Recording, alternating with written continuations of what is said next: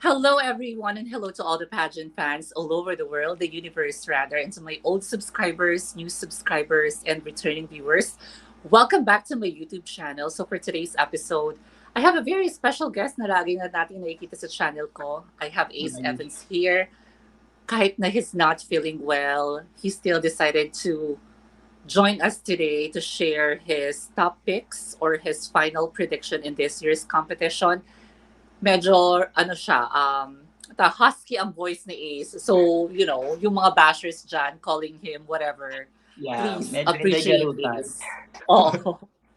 Bumati ka muna sa viewers natin before tayo mag-live. Sure, Miss G. Guys, pagpasensya nyo na yung voice ko, but I'm trying my best. But Kalimera here in Greece, or good afternoon here in Europe. Good evening to you, Miss G, and to all our viewers right now. And good afternoon as well, and good morning to all our viewers for the team replay. And happy Thursday. And are we satisfied in the prelims ba? And yes, 2 more days to go. Finals na, guys. Kaya natin. Yes, ayan. So I just wanna give everyone what to call this one. I just want to tell you guys that this live will not be that long because around 8 p.m. meron akong work, but I have to prepare at 7 p.m. I am just here and Ace to really, share our top picks with you after the preliminary competition. But before we share that, magbabasa muna ako ng mabilis na comment. Sabi ni Angelo, dito na lang kayo manood, wag na sa kabila. Sobrang bias. Sino ba yung kabila na yon? Ganun. Joal, hello Miss G at ang laban na laban kahit masama ang pakiramdam. Ace Evans, I told you guys, is not feeling good well today.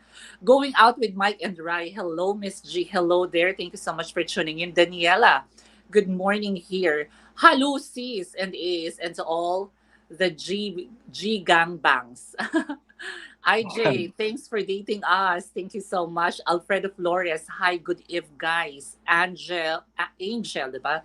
Angel talaga. Ano, girl? Lutang pa ako. Angel Marie, hello, Miss G and Kuya Ace. Ayan, ang dami nila. The Daily Channel, hi G and Ace, watching from United Arab Emirates, Social. Team Pauline, sabi ni Angel, nag-present na siya. Kenneth Charles Flores, hello Miss G and Ace. Di ako team replay ngayon. This is, so Wow. advantage sa mga, OFW watching all over the, universe. Kasi it's, I Correct. think, either hapon, tanghali, or umaga sa kanila. Excited to watch MUPH on Saturday, Kita Kits on Sunday, Miss G. Yes, I hope to see you. Just, send me a message by then. And yeah, we'll meet on Sunday. How are you, Miss G and Mr. Ace? May you both have the, ano to, jovial spirits to make another Pinapahirapan talaga tayo niyan. to make another enjoyable colloquium tonight with your ardent subscribers and viewers that will participate Wow. in any negativity. Hi, Miss G and Ace. Just got home. Umalis ako ng maga para maabutan kayo. Hello, Miss Lar. Thank you so much. At all cost, what is this? Arising from the preliminaries, I also wish that you keep a solid amelioration of your goals and interconnectedness to the linebackers and Kaloka. pioneers of your channel, Ilyana Marie Aduana. Konbanwa, beautiful Miss G and classy Sir Ace. Hello, David. Miss G and Ace, ayan na, may pa-final hot picks na ba? Yes, of course. Good evening, Miss G and Sir Ace. Hi, Miss G and Ace. Hope you're both having a great day today. Clarissa MUPH 2023. Hello from Abu Dhabi. Silent listener here while cooking, Miss G and Ace from Hong Kong. Ayan, thank you so much. Sino ang mga nangbabaw para sa inyo sa preliminary interview? Hello Universe, Clarissa for MUPH 2023. So, nabasa ko lahat ng comments as of today.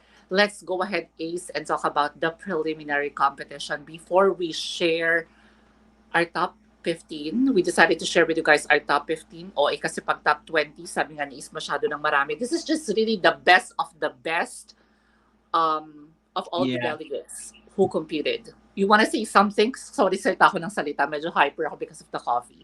I know that's good actually, Miss G.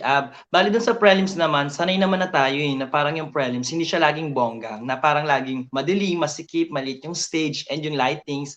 And yung, of course, pero sana naman may improvement pa rin when it comes to yung camera shot. Kasi parang ganun pa din, hindi natin maintindihan kung saan ba talaga nakatutok yung camera, Yeah. minsan nakababa, and hindi Yes. nakatutok sa candidate. Pero may nagdala naman, merong good pa rin, may silver lining pa rin naman 'to, yung dalawang host, si Jasper, Chongson at the same time si Erica Christensen. Si Erica Christensen kasi, galing na pala siya ng Miss World Philippines, top 10 finalist siya. So, kaya pala gano'n yung rapport niya when it comes to, meron na rin siyang DJ, experience. So, kaya pala gano'n nag-click sila agad. So, magaling sila parehas and dinala talaga nila yung gabing yun. Actually, ang haba nung gabi, 'di ba, nag-gala night sila pa din. At Oh yeah. least na-maintain nila yung energy nila and sobrang ganda, very professional, naman, very eloquent at the same time, hindi sila nakakasawang pakinggan kahit na parang kahit may konting problema sa mga lightings pero dinadala nila, magaling sila magdala. And of course, Miss G, we have to commend and kudos sa mga girls kasi ang haba ng events nila, 'di ba? From interview and gala night, sobrang whole day. Actually, parang 4 events yun. So, sobrang kudos sa kanila. Kasi ako nga na hindi kandidata, nag-give up na yung katawan ko. Paano pa kaya sila? So, very good sa kanilang mga kandidato. Yun lang, Miss G. Thank you so much. Ako naman, what I really appreciate about this year's competition is almost, let's say, majority or 80% ng mga girls really performed.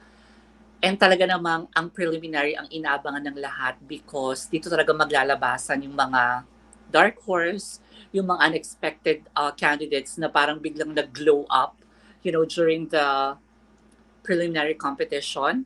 Nakatuwa because, it's that preliminary competition gave us all that spirit that we need right now. Naka-excite, this coming Saturday, who will Yeah. win Miss Universe Philippines 2023. Basa muna ako ng comment. I-hold muna natin yung mga viewers natin. Siguro, we will share our prediction at 6:15 p.m. Manila. Sabi ni Natalie Smith, mali yung mga prediction nyo. Napanood ko yung vlog ni Sam Brusas at sure siya na si Michelle D ang mananalo kasi queenly, classy, goddess beauty, queen of pasarela, very intelligent, commanding aura, and very energetic performance. Samantalang ibang candidates, ang daming kulang at hindi queenly. Ayun ang sabi ni Natalie Smith. Zambales stood out during the prelim swimsuit and evening gown.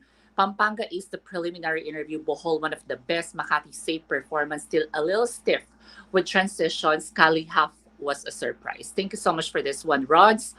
Ang galing ng host kagabi, like what you mentioned, Ace, kanina. Clarissa, grabe na nalaman sa mic sa prelims. Ayun ang sabi nila. I forgot to greet hello, beautiful Miss G and Ace. Thank you, Rods. I think this is a year of another unassuming candidate. Why do we have a feeling na di nila bibigay ang crown kay Pauline because of the awards? Ang sabi ni Darwin. Last two standing might be Agusan versus Bohol or Agusan versus Makati. Miss Jen A, surprise tong live nyo ha at nasa office pa ako. Wow. I still have 2 hours bago umuwi at mag-work from home. I'm sorry, Ash, then. Runner-up is either Pampanga or Clarissa, but who knows, sabi niya. Habaan nyo pa live nyo para makapag-interact din ako. I know, right? As much I'd like to, I have a work later. Hi, Miss G, sabi ni Adons. After prelims, feel nyo ba na repeater or new face ang mananalo? Minsan nakakasawa na MMD at Pau Pau. Davao Oriental pa rin daw ang mananalo, sabi ni Rain. Angelo, kagigil talaga si Kuya Sambrusa. Sobrang bias, sabi naman ni Angelo.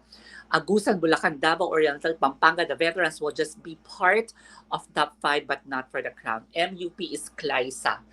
Pag-usapan natin muna ang closer interview. Alam mo, ito yung favorite segment ko. Alam mo yon?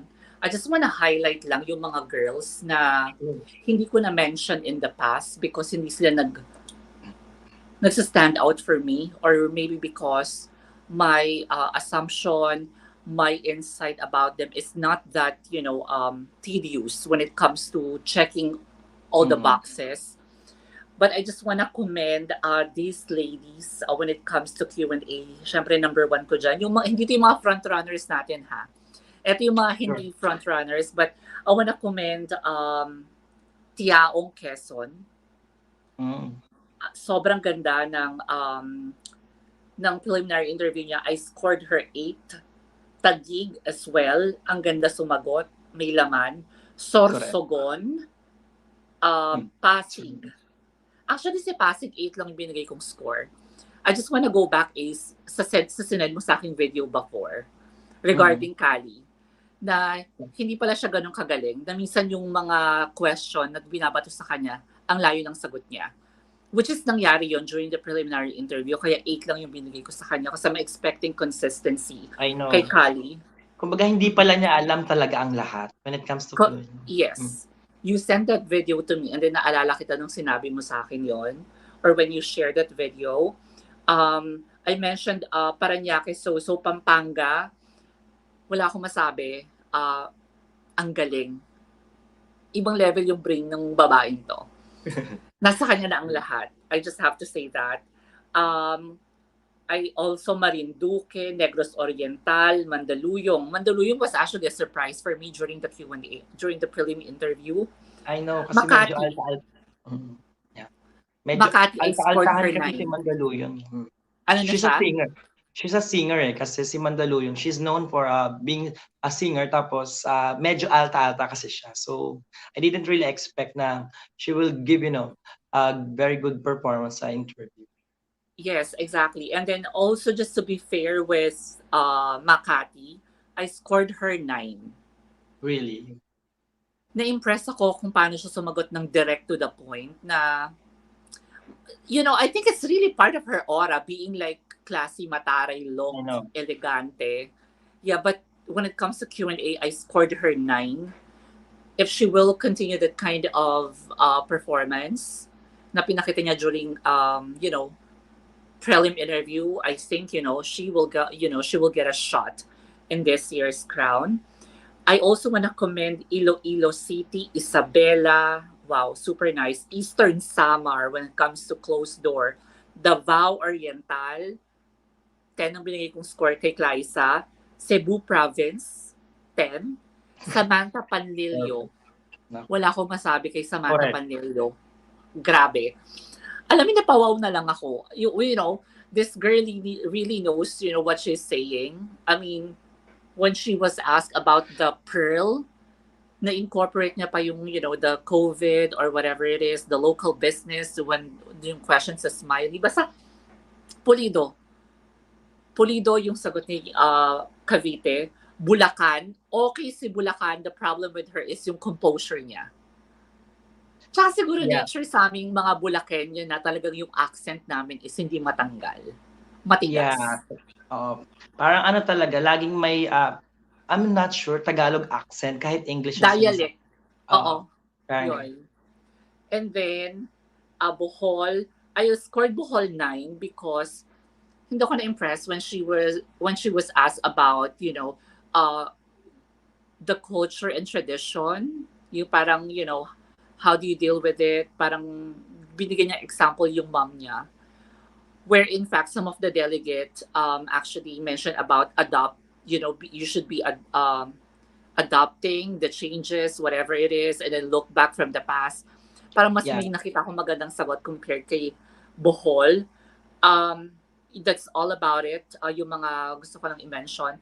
Also, I just wanna share, with Baguio, I'm so sorry talaga. Alam mo yun, yung parang sabi ko, you cannot really have everything.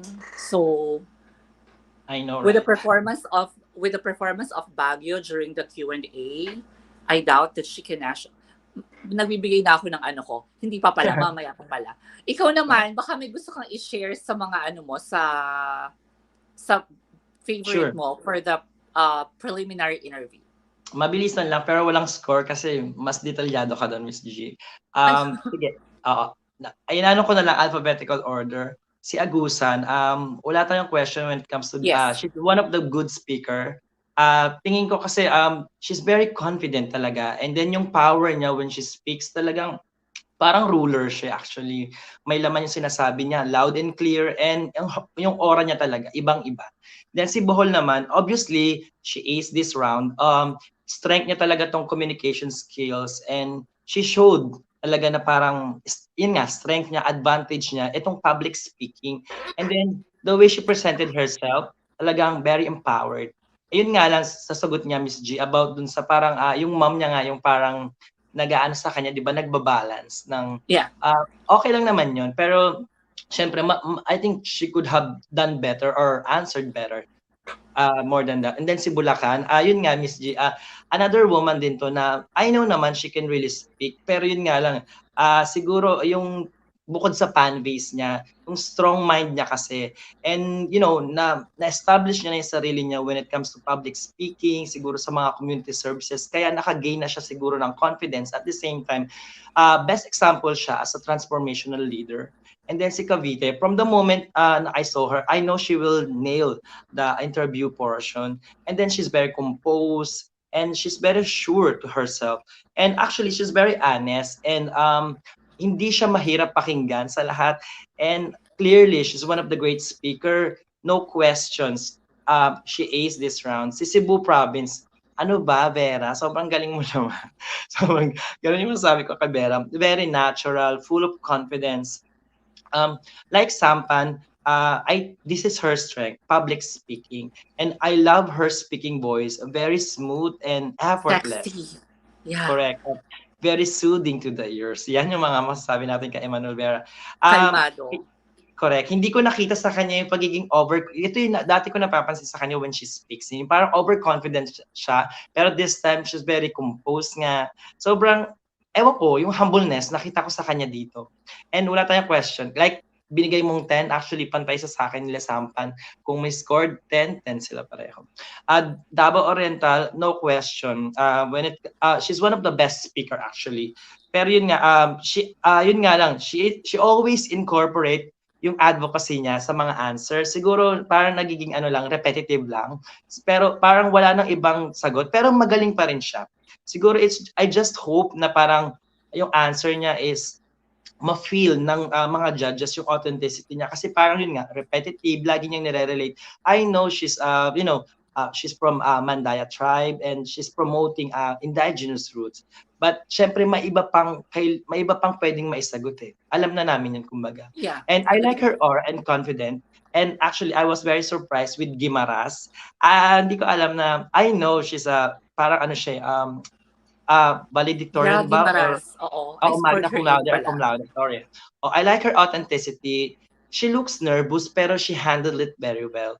And I don't mind if what they call this, yun nga yung kaba niya, pero Kaba. yun nga, hindi ko okay lang yung kaba pero she's just being herself kasi napakita niya talaga, she's very honest and actually nakarelate ako when she speaks.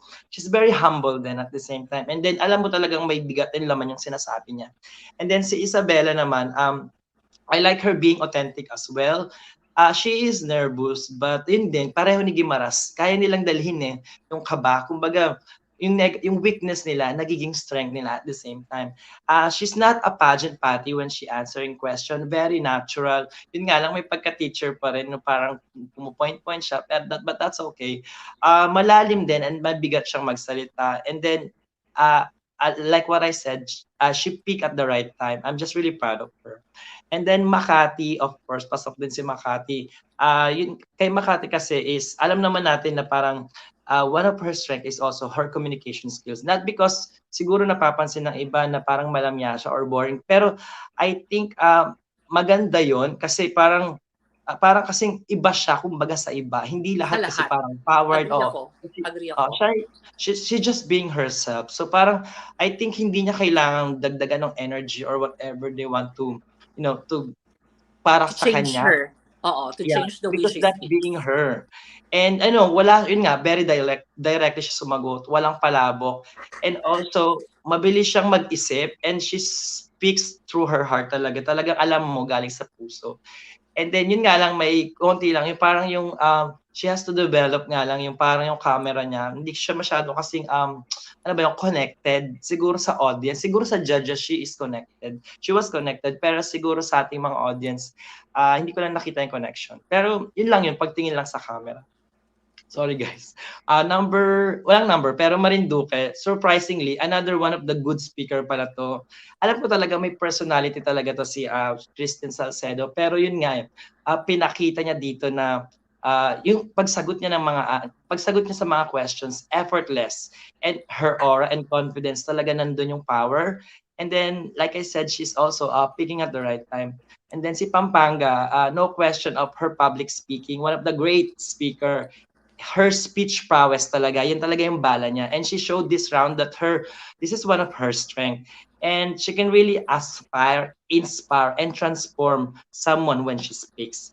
Obviously, she nailed this round. Si Taguig, si Nikki Bradwell, beside her, sorry for the term, pero parang soft-spoken or to the point na pabebe na yung voice niya. Pero that's her. That's being herself. So I really admire her for that. Obviously and evidently, interview and public speaking are her strength. And her personality shows nga. And alam mo yun, na parang hindi siya distracted kung anong isipin sa kanya ng iba, but she's just being herself. And from the moment she opened her mouth, I know marami siyang may inspire na tao. And at the same time, yung experience niya and knowledge niya, alam na alam niya yung sinasabi niya. And obviously, she nailed this round. And Sambales, hindi na ako na-surprise. I know she will nail the interview. It's just that, kasi nerve-wracking and di ba last pa siya. So sobrang the pressure is really on there. But still, she handled it very well. And I like her answer, very authentic. Ayun lang. Yes. Agree ako. You know what? I was really surprised kay CJ Opiaza because it's something that I did not see during the Binibining Pilipinas.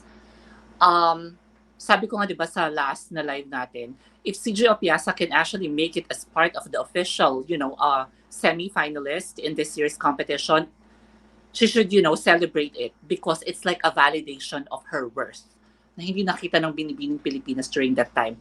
By the way, sa mga viewers natin, if ever hindi ko mabasa yung mga chats nyo, I'll just post it sa screen because sabi ko nga kanina sa mga newcomers natin, we need to wrap up this live because I have work around 8 p.m. Work from home lang naman, but I still need to prepare my system, my tools pag nagtatrabaho tayo. I just want to share with you guys how I scored the girls. I'm not sure if it's visible, but you can actually see there yung mga scores nila. So this is just like an example. Like with Makati, I scored her swimsuit 6 and then evening gown niya 8. Kung weak ang performance ni Makati for the prelim interview, for me, hindi siya papasok. Pero since mataas ang score niya sa akin ng closer interview, mahatak at mahatak pa rin yung score. And this is a very good example kay Krishna Gravides. Magandang performance ng swimsuit evening gown. For sure, mataas ang scores niya doon. But when it comes to Q&A, isa siya sa mga napag-iwanan because I scored her 6. Correct. Ang layo ng mga sagot ni Krishna. Like with the second question about being influential, whatever it is, malayo ang sagot. Pero I just want to tell you guys na kahit naman ako siguro, parang yung tanong kasi na yun, uulitin ko pa ulit para maintindihan ko yung tanong ni Voltaire. You know? The problem with the questions naman, yung question nila, first question, sobrang haba na, kabado ka na, so baka makalimutan mo talaga, mental block ka, may follow-up question. Sana nag-pause muna for the first question before sabihin yung, what advice can you give to the young generation? Pero natatawa ako doon sa Jewel Mer. Why? Kasi ganito lang siya, parang isa lang yung reaction niya sa bawat as Miss Universe Philippines, what is the South Sea Pearl mean? Parang wala lang. Ano siya, parang poker face, blank face, di ba? Oo. Isa lang yung reaction. Hindi pa bumubuka yung bibig ni ate girl. Well, wala lang. I-share na ba natin yung top 15 natin? Yeah, why not? Yeah. Baka hindi tayo bigyan ng perlas niyan, Miss G. Parang bagay pa naman sa natin. As Miss Philippines, what does the South represent you? Wait lang, tawag dito. I just want to share with you guys na ang hirap pumili ng top 15. Sobrang nahirapan kami ni Ace. Now, yung top 15 namin, this is just based on our observation during the preliminary competition. Feel ko, yung mga scoring namin for the preliminary interview, baka mag-match 90%, pero yung sa swimsuit evening gown, napaka-subjective talaga when it comes to that. You know, with all technicalities kasi when it comes to the interview portion, sobrang dali eh. Alam mo, pwede kang maging technical eh, but when it comes to the performance na talaga, like swimsuit and evening gown, sobrang hirap. But I just wanna share with you guys that It is my top 15. It is based on, the performance that I've watched, that Ace watched. So, darating naman tayo sa point na babalikan nyo na naman kami. Miss G, mali naman yung prediction mo. Mali naman kayo ni Ace. Ganyan, ganyan, ganyan. Whatever it is. I don't mind. It's just a matter of me really sharing with you guys my honest pageant insight throughout the competition. Kung hindi man makapasok yung mga nasabi ko dito, I don't care. Okay. You know? Ikaw, you wanna share something before mo share yung mo, top 15 mo? No, okay na yun. I'm just saving my voice for the rest. Ayun ang sabi nila dito, kapag talaga pageant review, either RJ Ignacio or Miss G ako nanood, yung iba kasi eme-eme. Adam G din pala, kaya lang minsan may tumatalsik ba talaga? Pauline's winning glow is very evident yesterday. Nasa work pa ako pero nanonood ako. Miss ko kayo dalawa. Thank you for watching. Pauline is glowing sa yellow gown. Nang hinayang ako sa kay Surigao, di niya nasagot ng maayos yung isang I question. know. Surigao, ano bang score ko kay Surigao? Pero Kenneth, bumawi naman siya sa performance niya ng swimsuit and evening gown, so don't worry. Surigao, oh yeah. Oo nga, 5 lang binili ko sa kanya doon. Sad. How about Okay. Go. You're saying something, go ahead. No. I just wanna ask, for you, how's Surigao, Surigao del Norte for swimsuit and evening gown? I scored her 7 on both. Okay pa din. Okay pa din. Pero kung talagang ginalingan niya yung Q&A, 19 kasi yung score ko sa kanya overall eh.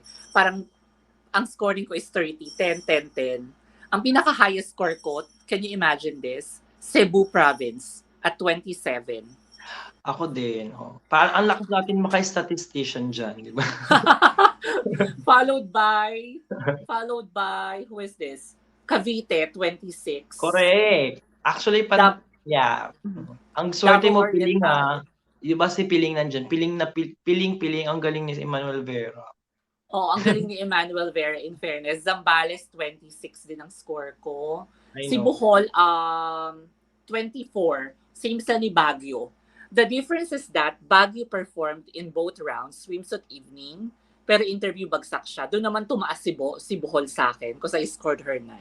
Wala lang, nakatuwa lang yung mga ganito. True. Mag-share na ba tayo?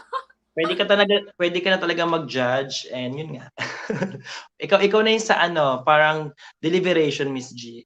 Oo. So ayun na. Ayun lang, you know what, si Tiaong Quezon, I love her performance din.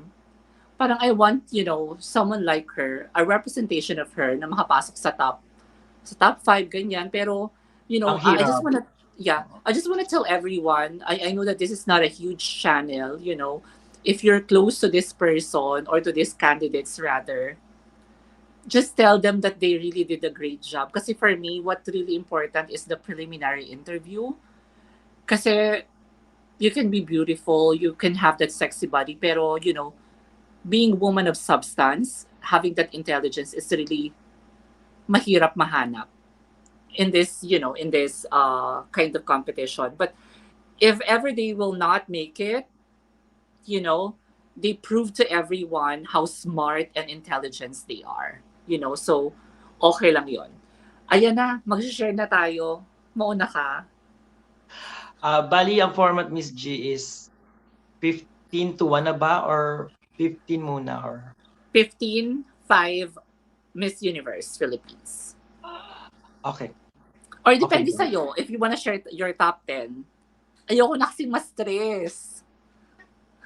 Actually, guys, sobrang hirap niya. Kaya kami ganito kasi nahihirapan kami up to now. Undecided pa rin, but we have to deliver.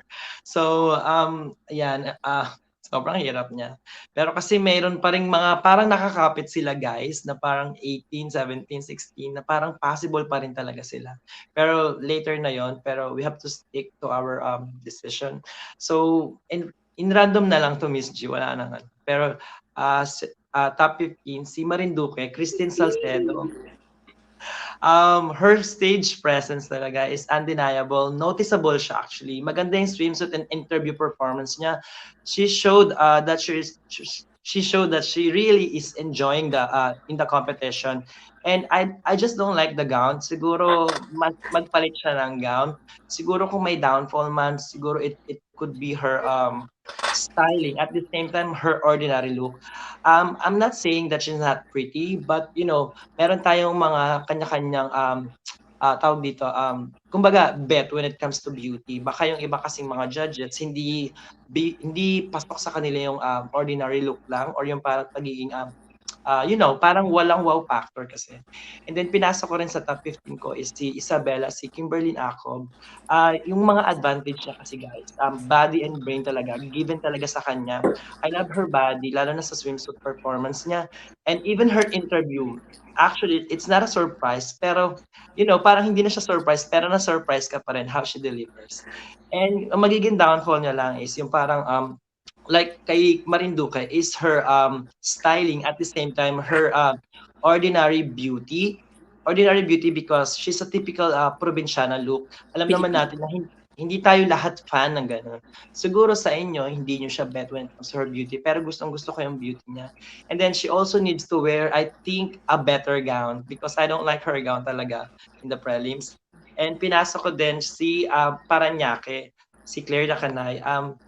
Actually, yung baon niya kasi is her story and background as a young mom. Kaya lang up to now, hindi ko pa rin yun makita. Hindi niya na-showcase actually, hindi niya napahayag yung message niya. Pero naniniwala pa rin ako na kaya niya.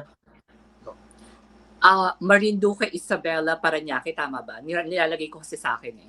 Sure. Yes. Continue. Yes. Yun, as a young mom na, hindi niya pa rin for me nabigay yung message kung bakit siya nag-join? Bakit siya pumasok? Ano bang gusto niyang ma-achieve kasi parang up to now, hindi ko pa kumbaga, yung learnings kasi niya as a young mom, parang hindi niya pa napahayag sa atin. Yun lang yung nararamdaman ko. I really love her face and beauty, very charming. And her body, no questions to her body. She is statuesque, modeless, with a gifted towering height. Actually, who wouldn't notice her? And she did a great job on prelims, especially on her swimsuit and interview. We noticed that. But I didn't like her evening gown. I'm not sure, Miss G, kung ako lang nakapansin, dun sa likod ng ano niya, nung evening gown niya, parang I'm not sure if wardrobe malfunction ba yun or parang hindi talaga na-zip. But it looks okay, but pag siguro tinignan mo talaga ng maigi, parang hindi siya nasara ng maigi. Yun lang napansin ko. Pero yung downfall niya siguro is her limited styling.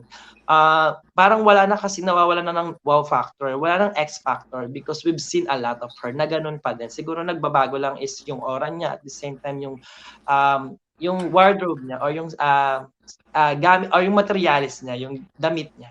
And her lackluster performance. I know she's giving her best.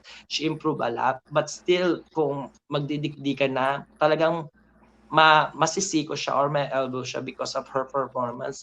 Evening gown and her evening gown, at the same time her delivery when she answering a question, I think ito yung mga bagay na kailangan niyang i-improve. Wala nang time pero kailangan niya mag-improve kasi when she delivers her answer, hindi siya parang captivating, hindi mo siya papakinggan because of the tone. And then pinasok ko din si Bulacan. Pang-ilan na ba, Miss G? Baka hindi ako nag-numbering kasi. I have Marinduque Isabella Paranaque Bulacan. Okay. Pang-lima na. Bulacan. Pray Marcos. Ay, sorry. So, Marinduque Paranaque yung Isabella. isa. Okay. Marinduque Bulacan. Isabella Paranaque Bulacan. 4. 4 pa lang? Hindi ko ba pinasok si ano? Okay. Sige. Tama, 4 pa lang. Bulacan, pang-4.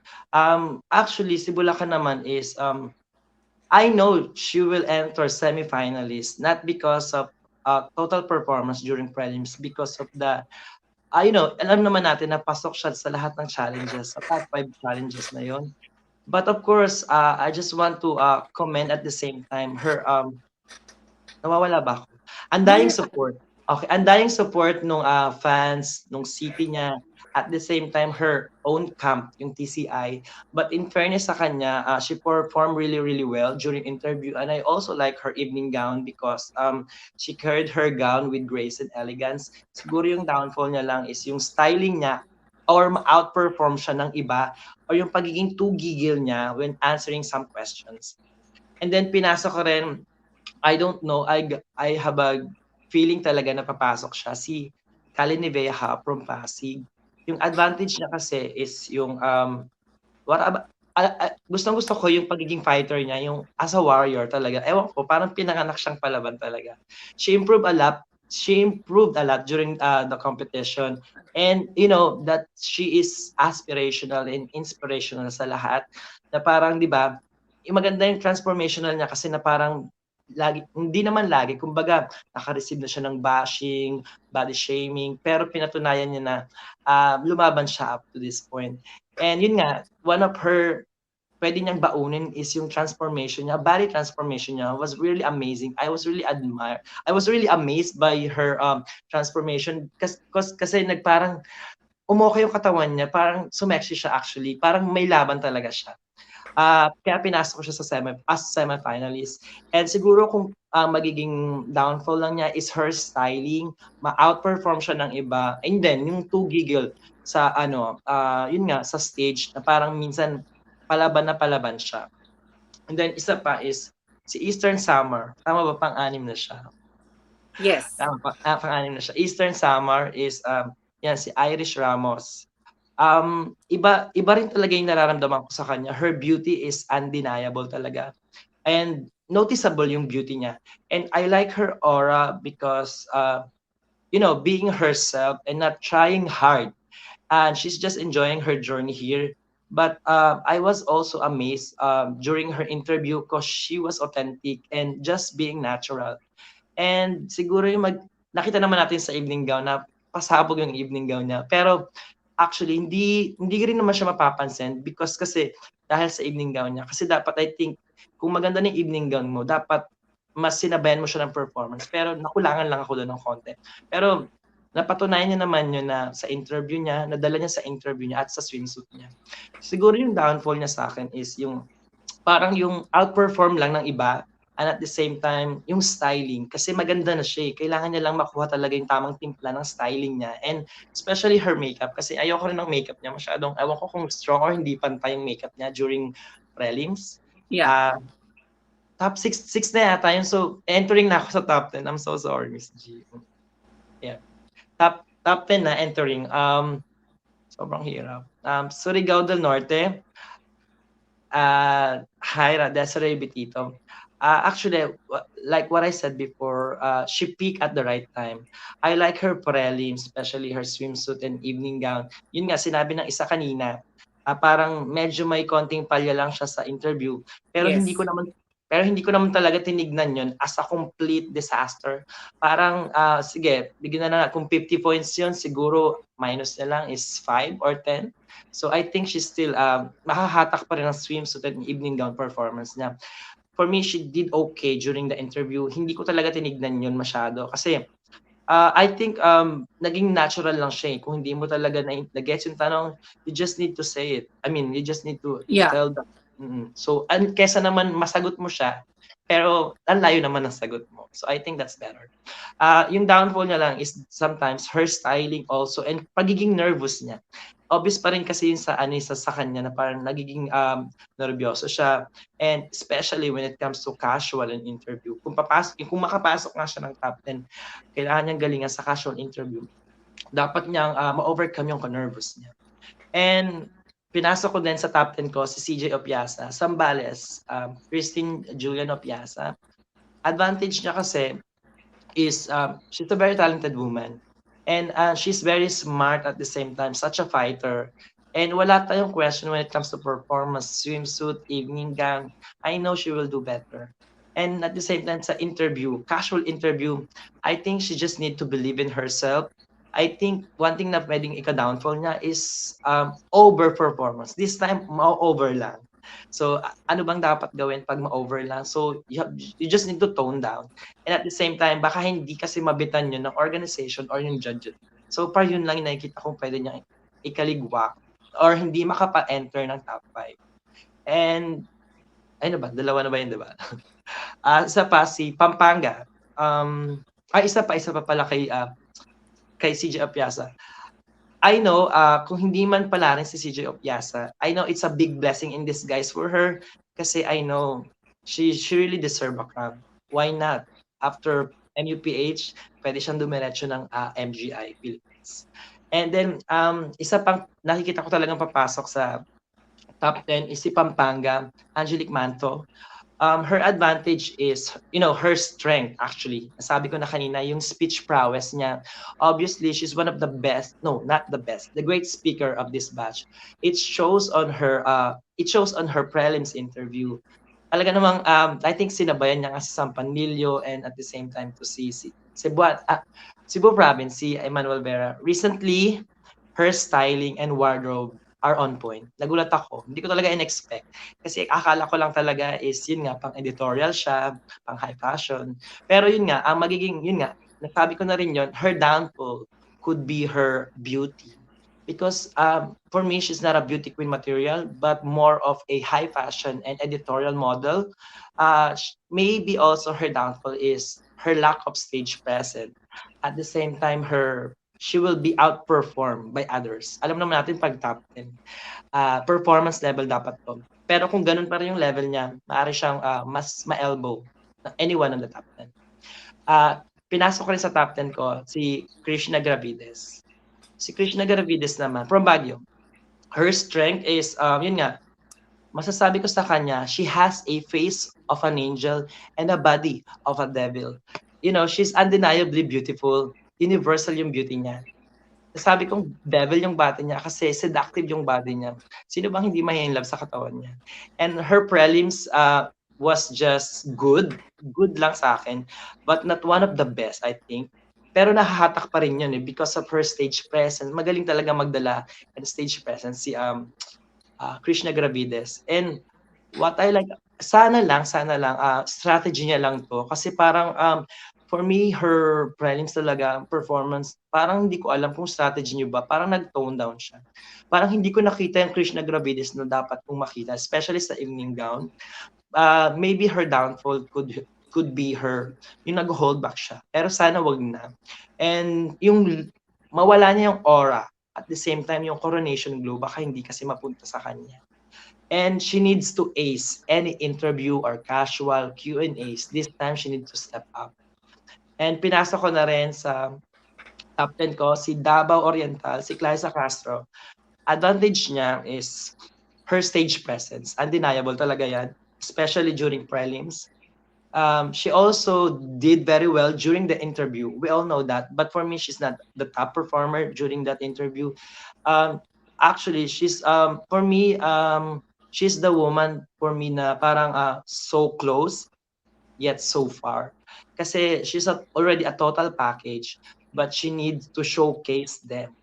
Yes, total package siya, kaya lang hindi niya kasi mapakita ng 100% yung lahat lalo na sa styling. Kasi kahit gaano ka pa kagaling sa stage presence, in all aspects, pero kung hindi ka naman nag-stand out when it comes to physical, hindi makita yung aura sa'yo, yung beauty, hindi kami makonvince, I think that could be her major downfall. And at the same time, her advocacy could be her downfall actually. Malakas yung advocacy niya, pero in terms of siguro local lang or in the Philippines, nasabi ko yun kasi for me, it was a great advocacy actually. But I felt na it won't fit the universe because it only caters the tribe, her tribe, or limited lang siya sa indigenous roots or people. Though promoting textiles, yes, I think okay naman yun, but it still has no global impact for me. So, sasabihin ko na ba yung top 5 or later na? Yes. Nakaready na ako Okay. sa top 5 mo. Oh my God. Top 5. Entering top Parang coronation na. I know, right? Entering top 5 ko, guys, ano lang to, in random order. Baka kasi pagka-deliver ko, yun na kagad sa kanila. I-point na nila na sila na yung top. In random order na lang. Pinasok ko sa top 5 ko, si Agusan del Norte, Hannah Rizarzo. So, Nice. advantage niya kasi for me, she's a total package. And for me, she's empowered, phenomenal, and transformational. when she comes out, she sets, di ba lagi siyang una, she sets the bar really high. Siguro yung downfall niya lang is, sorry, she needs to stand out and maintain her styling. For me, para kasing predictable na yung styling niya eh. Pero at the same time, nandun naman yung point na parang nandun pa rin yung aura, pero yung parang hindi ko na nakita yung level up when it comes to her styling. Siguro, she needs to also to pick the right color and the gown. Kasi sometimes parang mas nilalamon siya ng gown niya. Yun yung napapansin ko sa kanya. And for me, being short, being short kasi is not a disadvantage for me. For me, it's part of being who you are. Being who you are, and at the same time, being yourself, being comfortable with your own skin, size, and shape. As part of inclusivity, they also have a good story to tell. For me, height doesn't matter. Um, Pinasok ko din si Makati, Michelle Marquez D. Advantage niya kasi is herself of being Michelle D. She has an X factor plus towering height. She stands out. Actually, kahit wala pa siyang ginagawa, just by looking at her, in my opinion, her pageant experience and influence could be really her determining factor to win any crowns. Yung downfall niyan, pwede kong makita is ma-outperform siya ng iba. And at the same time, yes, she is class, elegance. But remember, there are some points that in the competition, like swimsuit competition, it requires different approach. Like we need to see your personality, your playfulness, your being flirt. Yung parang may harot ka ng konti, her styling at the same time yung gown niya. Kasi yung styling niya is predictable na, and siguro yung makeup, parang yun at yun. Pero okay naman. Pero yung gown niya, siguro walang ibang colors na mag-fit sa kanya. Na sinusuot siya is parang either white or silver lang.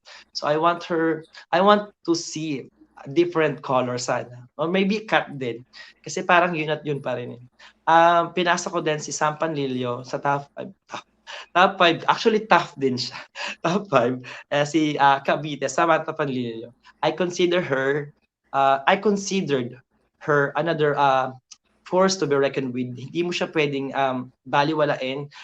For me, she's also empowered, phenomenal, and transformational modern Filipina, a total package woman. I love her interview, so relaxed and very composed.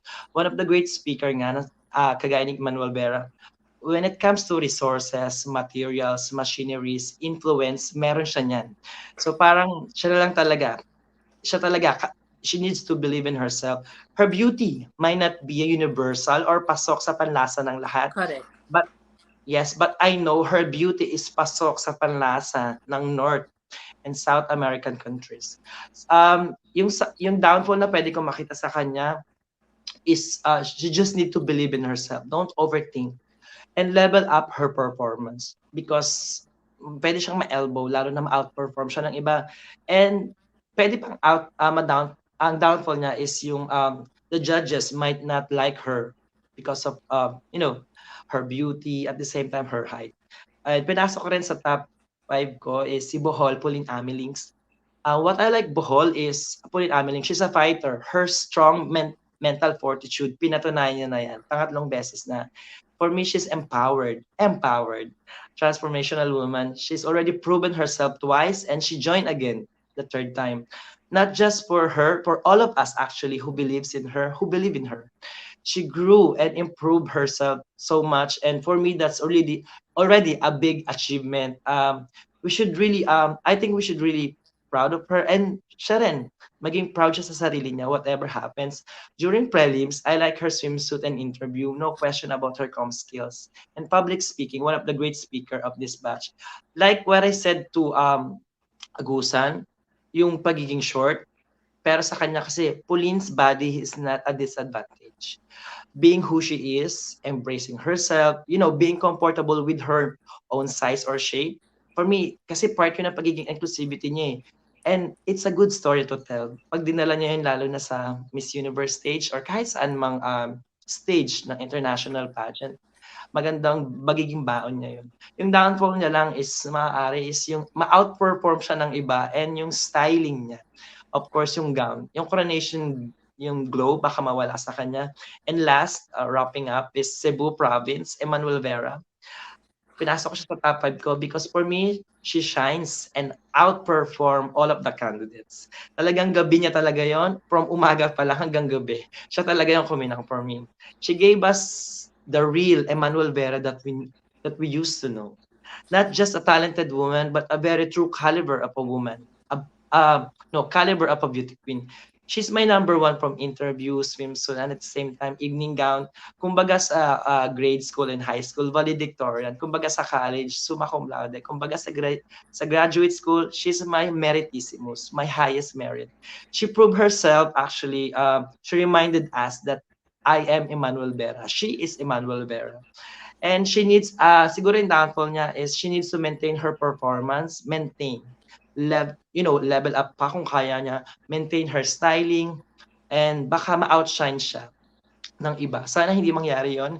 She already composed and collected it. Kumbaga, she just need to believe in herself and then don't overthink. So, yeah, there you go, Miss G. My top 16, top 10, and top 5.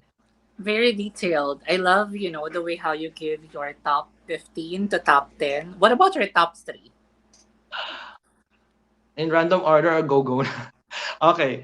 Of course, I have to be honest. Pinasok ko dyan si Samantha Panlilio, Agusan del Norte. Ang hirap, Miss G. I'm so sorry. And Cebu Well, Province. Cebu Province. Silang thank talagang you tatlo. Wala so akong much. repeaters na nilagay. Cebu Okay. Province, Agusan del Norte, and Cavite. Ang hirap nun ah. By the way, sa mga nanonood, hindi ko na po binabasa yung comment nyo because this is a limited time since may work pa ako after this live. And Ace is actually, saving his voice as well. Pero makikita-kita pa rin naman tayo come Saturday after the coronation night. Or if ever, pwede ako mag-live kahit ako na lang if Ace can't make it before the finals para makapag-bonding ulit tayo. Okay. Eto na ang aking top 15. Yung Good top luck. 15, yung top 15 ko guys, I just really based it sa scoring ko. As you can see, may mga highlighted yellow colors. Ibig sabihin, ayan yung mga nakapasok. Para hindi na ako mahirapan. Although I may mga know. favorites ako, pero it is what it is. Okay, this is actually, alphabetical order. O, diba? Syempre, number 1 ko dyan, Agusan, Baguio, Bohol, Bulacan. Agusan, pinili ko siya because although her performance for me during the preliminary competition, swimsuit evening gown round, is just a so-so performance, but she aced the preliminary interview, kaya pinasok ko siya. By the way, I like her performance sa evening gown. The problem with Agusan del Norte, tama ba? Del Basta, Norte. the problem with Agusan kasi is her body physique. Compared to Samantha Panlilio, compared to Emmanuel, parang same height lang naman sila, but the difference is that yung dalawang na-mention ko is masyadong toned ang body. So hindi ako masyadong distracted when they walk during the swimsuit, unlike with Hanari. Pero pinasok ko pa rin siya because of her performance in the preliminary interview. Baguio, no questions asked. Sa kanya na natin ibigay ang, when it comes to walk, when it comes to emote, when it comes to that mahabang legs, sobrang pulido, solid performance ni Baguio. Swimsuit evening gown round, bagsak sa Q&A for me, pero bawing-bawi sa combined score. So I placed Baguio in my top 15. Bohol, I saw an improvement. For me, she's owning the night during that time for the preliminary and evening gown, for the swimsuit and evening gown round. Ang score niya sa akin is just like 7 and 8. Pero bumawi siya sa akin when it comes to the interview portion. So pumasok siya sa banga. Bulacan for me, parang feel ko, she did well. She did pretty well. It's just that her beauty is not really, a beauty that we want to see in Miss Universe. But to give credits to her, not to invalidate or not to just disregard her performance, yung mga challenges na napanalunan niya, with the challenges sa Miss Universe Philippines, pinasok ko siya dito. And then, she's also confident. confident siya the way she speaks. And with her performance, pinasok siya dito kasi mataas ang score sa akin ni Bulacan. She got 22 score. Cavite, no questions asked. Ito na yung ace. Parang sabi mo last time, mala Arbony ang dating nito. And nakikita ko na yun. Or nakita ko na yun during the preliminary competition. I was really amazed with her communication skills, with her intelligence. She's really a woman of substance. Kung ito ipapadala natin sa Miss Universe, hindi ako magrereklamo because I know that her credentials can actually speak, for herself. No questions asked. Sobrang galing niya. Ang ganda ng gown ni Yeah. ni Samantha Pandilio. Sobra. At pwede ba yung ganong klaseng hairstyle na mahaba, pero hindi siya yung parang kay Pauline na banat na ganyan. Ganyan kasi yung kay Pauline eh. Correct. Doon ako naiinis. Bakit ba planchadong-planchado? Ang gawin I ng know. hairstyle ni Pauline, parang hairstyle ni Sampanilio na hindi parang dinilaan ng baka sa sobrang ganyan ganyan kasi yung kay Pauline. Pwede naman yung kay Natatakpan na yung Sampanilio face na, niya. Mm-mm. oo, kay Sampanilio kasi bouncy na straight na parang buhay na ang ganda tignan with the hair extension. Although si Pauline naka-hair extension pero for me, wag man masyadong banat na banat kasi ang tsaka tignan, mas lalo na-emphasize yung laki ng face ni Pauline. So I'm done with Cavite. I said no questions asked. If siya manalo ng Miss Universe, okay na okay ako. Maganda ang credentials. Simula sa umpisa, ang ganda ng backstory din. What else? Cebu Province. We're not battling for Miss Universe Philippines anymore. We knew that right from the very start. So kung merong i-appointment for supranational, I think yes. She can actually, compete. I was really surprised. You know that I'm not a fan of Cebu Province.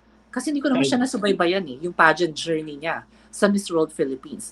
But when I saw her overall performance, etong sinasabi ko, she may not that have towering height, just like Baguio. But the good thing about Cebu Province is like, she's really confident, During the swimsuit, ang ganda ng execution, ang ganda ng aura, projection, pasok sa banga. Even the comm skills, pwedeng-pwede. So, pinasok ko siya. Davao Oriental, everyone, she's my sentimental favorite. If wala si Pauline, wala si Makati, I want her to be the next Miss Universe Philippines. Sabi dito, nabasa ko sa comment, naging downfall daw ni Clarissa yung evening gown. This is just a perfect example na talagang ang gown can, contribute sa performance ng candidate. Somehow, it can contribute sa performance ng candidate, whether it's good or bad. But with Clarissa, hindi man maganda yung yung evening gown niya. I tried to not mind it. Kaya ko siya pinasok dito is because pretty evident how smart this girl is. Well-spoken. Okay ang swimsuit ni Clarissa, even the performance ng evening gown. So I want her to be part of my top 15. Eastern Samar. I never mentioned Eastern Samar. Parehas tayo may Eastern Samar sa list natin, but I knew that you have mentioned Eastern Samar in the past live. It's something that I did not notice. So after the preliminary competition, nag-stood out siya sa akin. I so love her. Siyempre, ang disadvantage naman ni Eastern Samar, if ever she can make it as part of the top 15, is hindi siya as gorgeous as other candidates. Real talk lang tayo doon. I have Iloilo City. Isa to sa mga surprise din sa akin na talaga namang napawawa ko during the prelim interview. Kaya siya pumasok sa akin. Makati City. Ito na naman tayo kay Makati. Alam mo, ang daming ding team Makati, team Bohol na nanonood ngayon. Nababasa ko sa comment section kanina. I don't know how to start, but there's something that, she needs to really improve when it comes to pasarela. Hindi kasi pwedeng excuse yung pasarela niya na parang commanding. You can have that commanding stage presence naman, pero hindi mukhang boring na parang, actually, if you try to watch the evening gown performance of Makati, siya, parang ma-out of balance na naman siya. Mali yung twist ng paa niya sa evening gown competition. Hindi lang masyadong halata because na-coveran ng gown yung paa niya. But if you try to watch it, you can actually notice na somehow, hindi perfect ang execution ni Makati. Pinasok si Makati, why? Because of her oriental beauty, because of her influence, because she performed, really performed, during the preliminary interview. So sa mga bashers, sa mga may doubt kay Makati na she's not really good when it comes to Q&A, what happened yesterday was actually like, sampal sa mukha nating lahat, even me, nasampal sa mukha ni Makati kahapon na parang, wow, this girl can really ace a Q&A portion, right? So, isa siya sa mga nag-stood out sa akin. Marinduque. I did not expect this girl to be as wild as she was during her performance. I scored Marinduque 7, evening gown and swimsuit. I scored her 8 sa preliminary interview, kaya siya pumasok sa cut ko. Pampanga. I don't like her styling during the evening gown round. It's not a gown that I want to see in a beauty contest, such as Miss Universe Philippines. I feel like it's a gown for like an ordinary event, but not a pageant gown for me. Ang performance ni Pampanga sa akin is 7-7 din, but I scored her 10 because of her good communication skills and good Q&A capability. Pinasok ko siya sa banga because of, the prelim. Pero if Pampanga did not perform well, hindi to papasok sa akin. Sa Miss Universe Philippines, baka pumasok, but not with my overall analysis. Pasig, parehas tayo. Nasa listahan ko rin si Pasig. Kahit na medyo hindi ganun kaganda yung fighting form ng katawan niya. It's not the sexiest, it's not the toned body that we can see, but I saw that, she's owning the night. I saw improvement.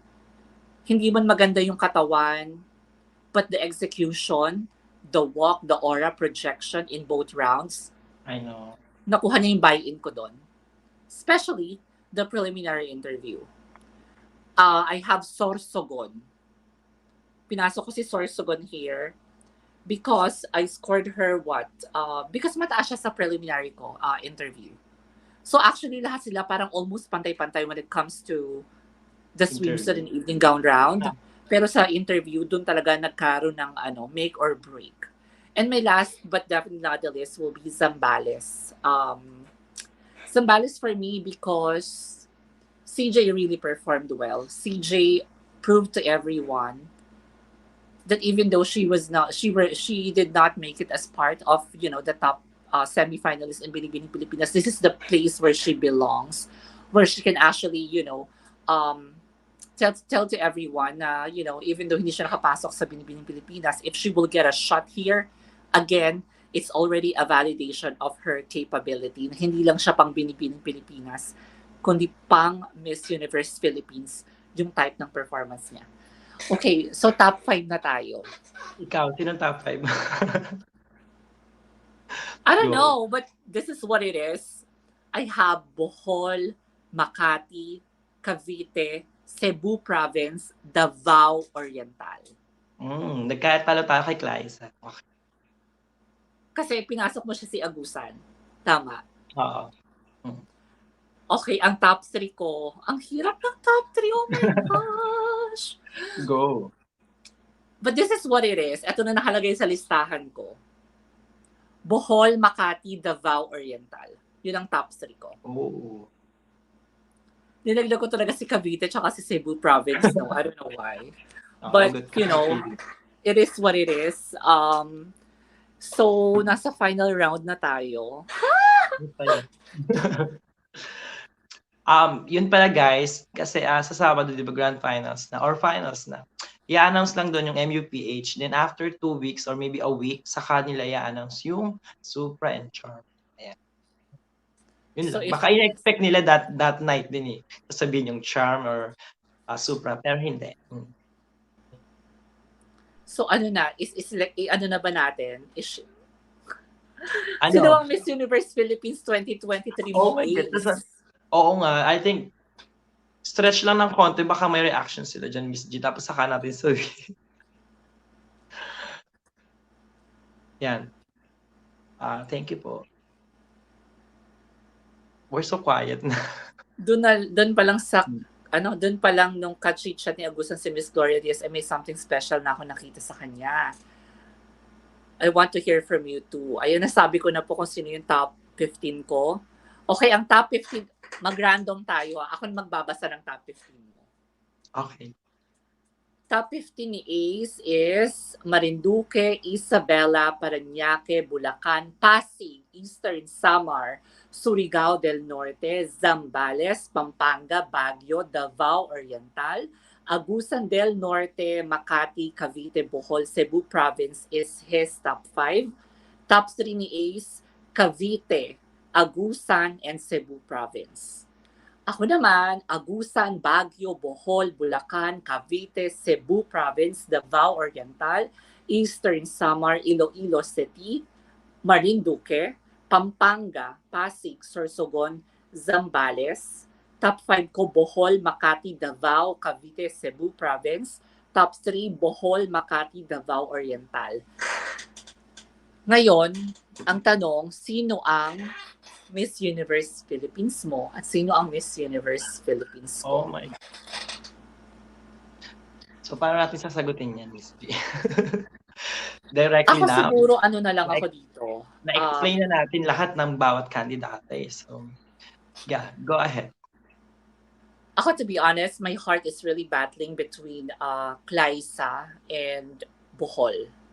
So if you will ask me, I have two Miss Universe Philippines, Davao and Bohol. But I really have to pick just one.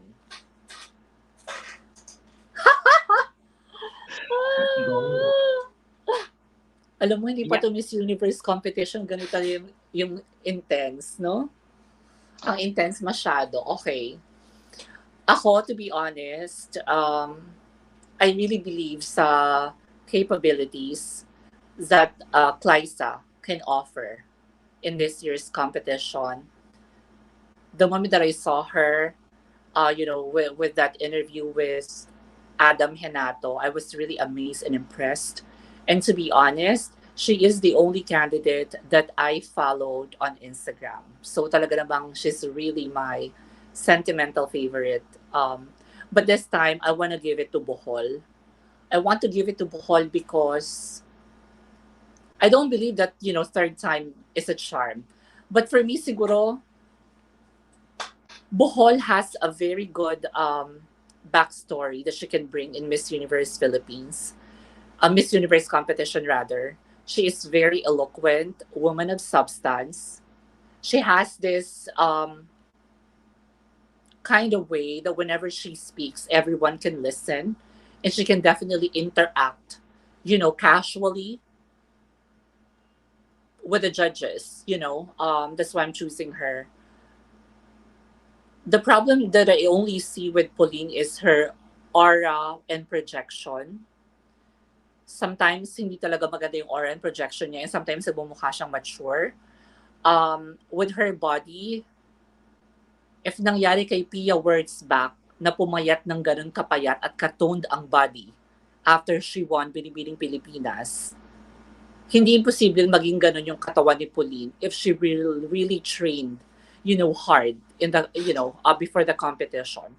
So if you will ask me, again, it's between Claisa and Bohol, but this time I want to give it to Bohol because I think she's, more qualified than everyone else, especially when it comes to her other capabilities, such as good com skills, great backstory, and she can also be an influence, whenever she speaks. Ayun lang, yung pinaka-short, detailed na, short pa ba yun?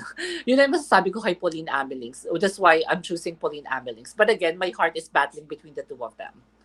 If Makati will win, I have no problem with that. I'm also a fan of Michelle D even in the past, but not in this competition because I really have to, to be honest. Ayoko maki-rally na Michelle D because maraming fans si Michelle D. This is just based on my own pageant insight for the past few months. I think ang downfall, or I think kung ba't hindi ko pinili si Michelle D is because I am not that impressed the way how Pauline Amelings, perform or kung paano ako nakuha ni Pauline Amelix, hindi makuha-kuha ni Michelle D. Hindi ako makuha-kuha ni Michelle D. The way kung paano ko nakuha ni Pauline Amelix whenever she speaks. Ikaw naman, sorry, ang haba ng sinabi ko. Okay lang, Miss G. Ako naman, Miss G, like you said, hindi rin ako nagpapa-apekto sa mga, mga fans. Kasi, Miss G, I'm surrounded by maraming makapulin.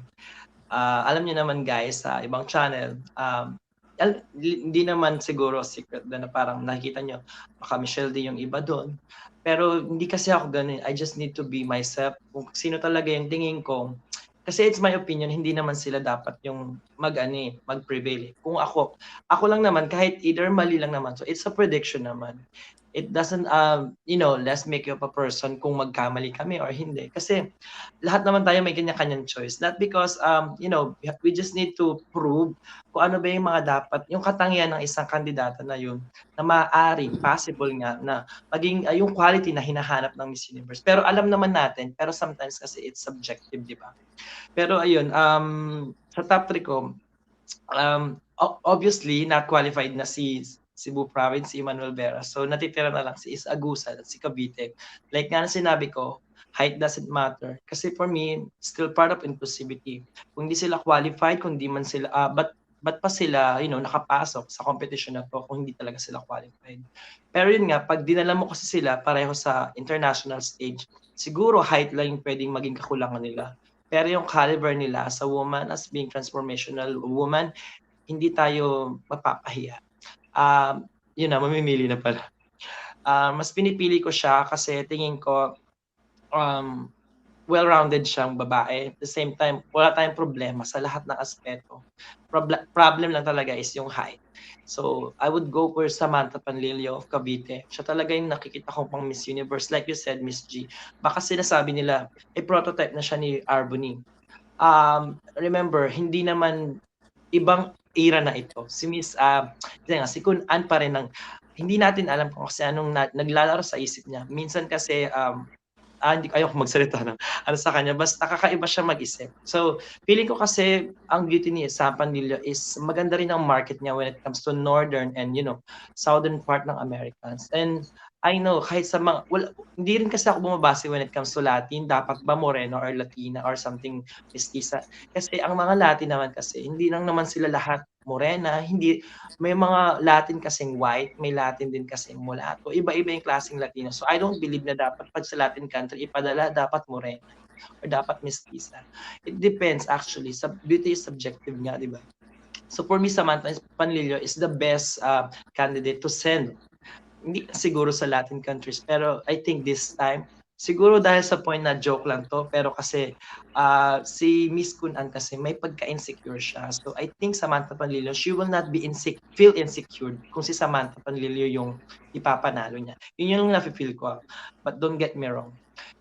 Samantha Panlilio is beautiful. She has her own beauty. Actually, gusto ko yung beauty niya. Pero ganun kasi nakikita ko sa kanya.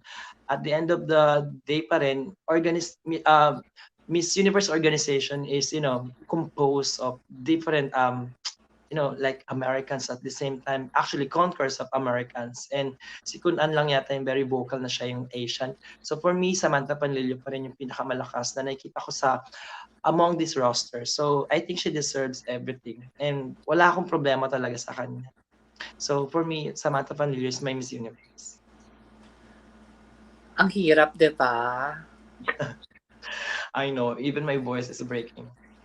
Ang hirap because everyone is watching us. Like, they might like your Miss Universe Philippines or may not like her choice for this year's edition. But I don't mind, yeah. Yeah, we've been doing this for such a long time now. So ako naman, I don't mind the bashers. If ever babalikan nila ako, maling prediction mo. Kaya nga prediction eh. Di ba? May natama bang prediction? Kayo talaga. Yung mga bashers sa mga dyan. But yeah, it is what it is. We have our own choices. But again, pwedeng lahat mabago. Michelle D can be the next Miss Universe Philippines. Anyone, yeah. Cavite, Cebu Province, definitely not. Davao Oriental. If Liza will win, matutuwa ako if Michelle Lee will win. Same thing. I'm sure naman may laban din si Michelle Lee when it comes to, Miss Universe competition because she proved herself in the preliminary interview. Parang feel ko, kung kailangan naman kasing baguhin ni Michelle Lee yung mga pasarela niya, parang feel ko mas madaling baguhin kung paano ka mag-perform on stage kesa gawin kang matalino in an instant. Sobrang hirap ma-achieve. Ang hirap nun, right? Only few people yung pwedeng maging matalino in an instant. Just like yung mga ambush na mga tanong na ganyan. Like parang ako talaga napabilib ako sa mga to, especially yung mga girls na hindi masyadong napapansin in the past. Sinabi ko na kanina yon. Good job to all of them. What else I wanna say? Ayun lang so far. So, I don't know what to expect. But I was happy that I was able to do this live. And I'm really sorry kasi hindi ako nakapagbasa ng mga comments nyo because limited time lang po tayo dito. So, kiniklik-click ko na lang siya. Ayan. Maraming salamat sa lahat na nag-tune in. Ano pa ba? Wala na akong masabi. Yun na yung top 50 natin, dalawa, and your about top the next 3. live, G, inform them about our next live. Oo, our next live, I can go live on Saturday before the coronation. If Ace can join, it will be good. But if not, Ace can actually join us after the coronation night. Pag-usapan natin yung mga ganap, after the coronation night. Wala lang. I'm sure that you guys are all excited. So sa mga team replay dyan, you just have to go to watch this live again. And then, para makita niyo yung top 50 namin ni Ace. Ayun lang, nakakatuwa. Wala na akong masabi. Like, this is the end of it, right? We already shared our top 15 and lahat naman tayo nag-aabang na lang sa finals. If Pauline Amelinks, I hope to see a different hairstyle, please. Yeah. Grabe. Alam mo, simpleng detalye lang ng hairstyle pero malaking impact pa rin yun. Napagkukumpara ko kasi like what I mentioned before. And sana magsuot siya ng magandang gown. I mean, let's go to the safe side. Yung mga gown nila Panlilio, ganyan. Nila Krishna. Mga ganun gown ang gusto kong makita. Sino ba? Capis ba yun? Yung parang Stephanie Gutierrez? Miss Venezuela na gown? Yung long sleeve actually. Oo, yeah. Diba? Mas maganda pa yung gown na yun. Correct. Parang ano nga rin siya yung gown niya nga parang inspired by Gabriela Isler din, di ba? Oo, di ba? So ayun, nakakaano lang. Sana maganda. Lahat naman ng prediction natin is hindi naman magtutugma unless yung mga candidates at yung judges ay kasabot natin kung sinong bet natin manalo, di ba? But yeah, yun lang. Mababago lahat ng sa finals, magkakalaman tayo. 2 tulog na lang. It's the coronation night of Miss Universe Philippines. I hope to see you guys on Saturday. Again, baka mag-live ako before. Pero yes, magla-live na lang siguro ako before para makapagkwentuhan pa tayo. Pero Ace might not be able to join us, but he will let us know. Anything that you want to say to our viewers before I end this live chat? No, thank you na lang guys for watching and don't stop supporting your candidates. Lalo na kung na tayong matreten sa kung ano pa man sabihin ng iba, kasi we just need at this point of the competition, mas kailangan ng mga kandidata ng support more than this, bashing in anything negativity. So yeah, give them message them some love at the same time, mas kailangan nilang support. So thank you guys for watching and yeah. See you sa finals. Top 18 pala first cut. Top 15 ang ginawa natin, di ba? Ayan, sige. May plus 3 ka pa ba, Miss G? Ang plus 3 ko, if ever top 18, syempre nagbaba ako ng 22, so babalik ako ng 21. Oo nga. Kasi sa akin parang 16 na yata yung nasabi ko. So mag-add na lang ako ng 2, I think. Ako wanna add Tiaong Quezon. Ilalaban ko si Tiaong Quezon. That's my number 16. And then?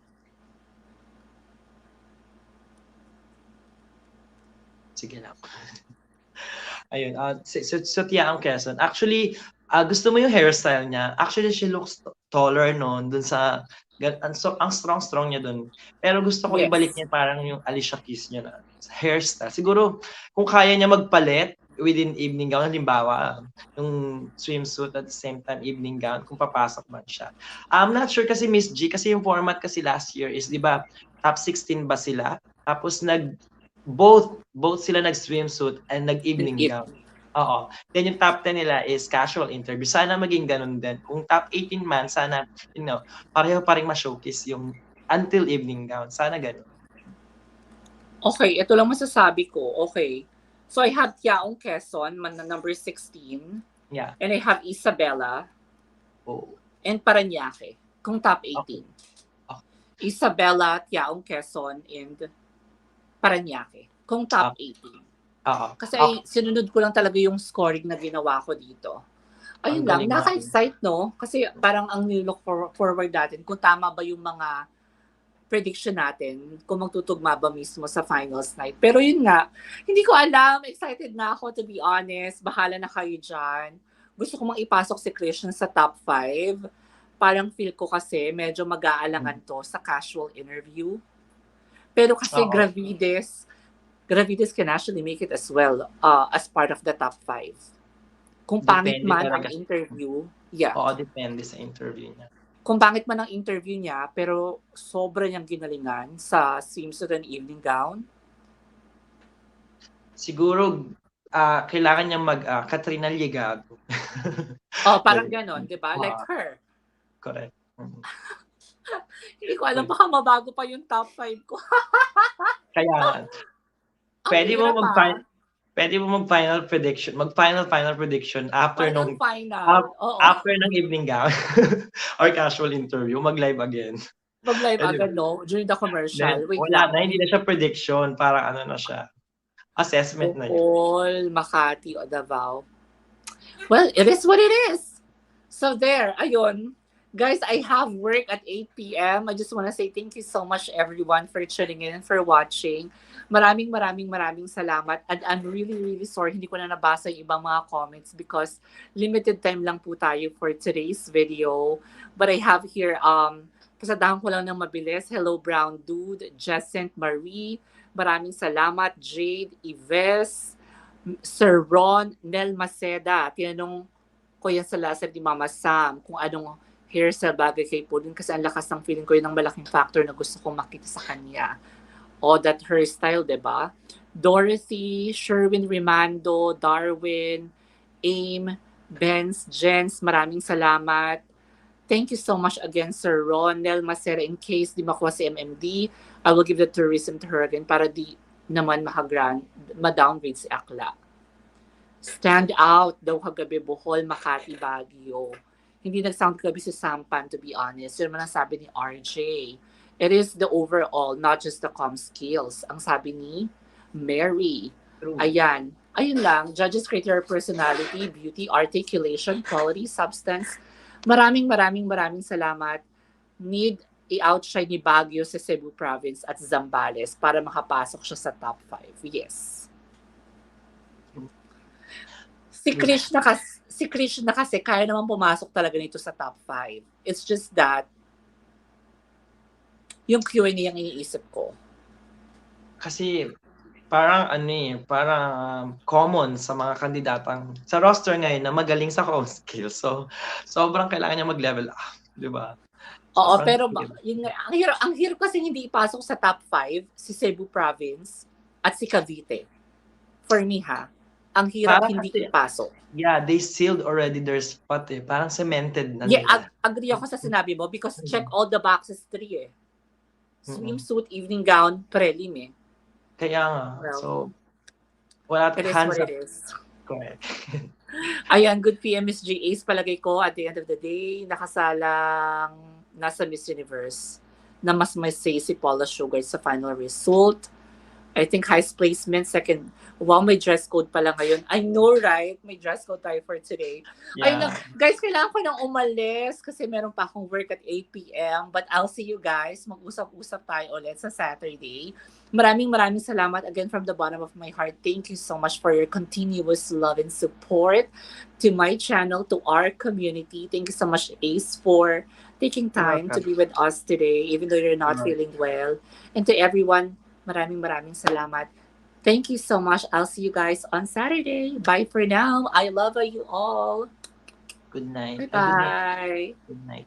Love you.